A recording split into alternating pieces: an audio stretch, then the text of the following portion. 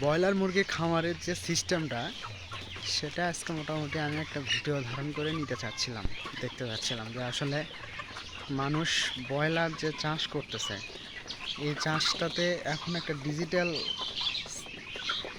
পদ্ধতি বের করছে। সেটা হচ্ছে যে মুরগি চাষ করাতে পানির ট্যাঙ্কি প্রথমে সরবরাহ করার পর তারপরে দেখতেছিলাম যে এই সিস্টেমে পুরোপুরি পানি এখন পটে দিছে, দিয়ে মুরগি লাগাইছে।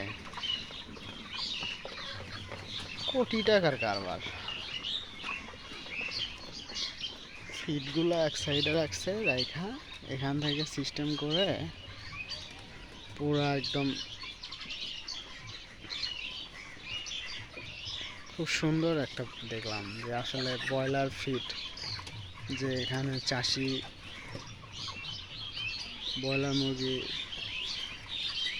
লাগাইছে এরা তো দেখতেছি মোটামুটি ভালো একটা বেনিফিট পাবে মনে হচ্ছে।